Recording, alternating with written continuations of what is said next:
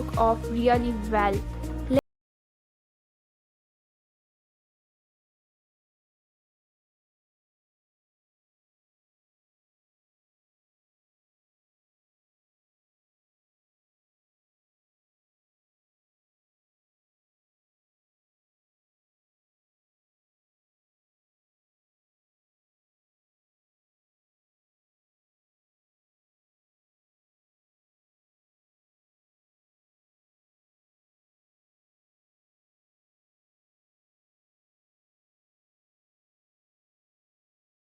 Years old, his father sent him on the mission to set up an office in Hong Kong.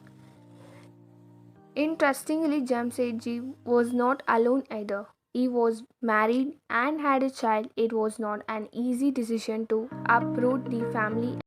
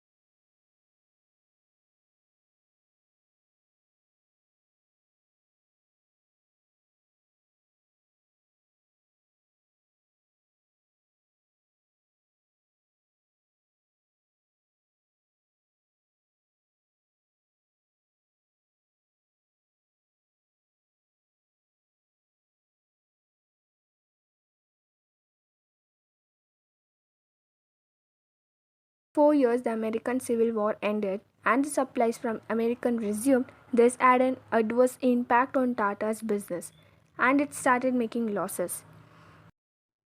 By 1910, Tata Steel plant was built and they had started steel production. Around this time, World War began. The British Empire required a lot of steel then, so Tata Steel became the largest steel supplier in the country.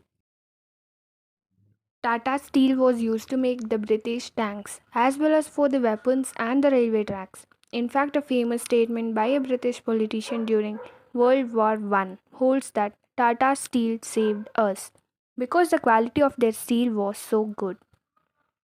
So that even bombs were dropped on their tanks, they weren't able to penetrate their tanks. Following this, the name Tata Steel grown with even more popularity. JRD Tata. Another passionate young man with big dreams, J.R.D. Tata grew up in France. He was even licensed pilot there, and his passion for flying is widely known. And so he set up India's first airline. The Tata Airlines later renamed Air India. Air India has an elaborate and interesting story. In 1945, the very first Tata Motors product was made, locomotive engines to be run on tracks. In 1968, the Tata Consultancy Services was founded, providing electronic data processing services. Today, TCS is the second largest employer in the country, following the Indian Railways. Additionally, Cancer Research and Treatment Center, their salt business, electronic manufacturing, J.R.D. Tata remained the chairperson of the Tatas for 52 years. The new companies weren't considered monopolies, but over the course of many years, this approach proved wrongly for the business when other people started handling Tata's businesses, so it couldn't be successful always. And by 1971, the market share of Anelco had fallen to 2%, where it used to be at 20% once. If we talk about Nelco specifically, Jamsetji Tata's grandson was called to bring Nelco back on the track. This was none other than Mr. Ratan Tata. Ratan Tata was working for the family since 1962, but in 1971, Nelco was assigned to him. Ratan Tata decided to stop manufacturing radios and wanted to invest in new technologies to revive Nelco, such as the satellite communications. Within 3 years, the business turned around, and by 1975, Nelco's market share was back at 20%. Unfortunately, during this time, the emergency was declared, causing adverse impact on Nelco's business yet again. So again, Ratan Tata was given with the responsibility to revive it, but this mission was failed.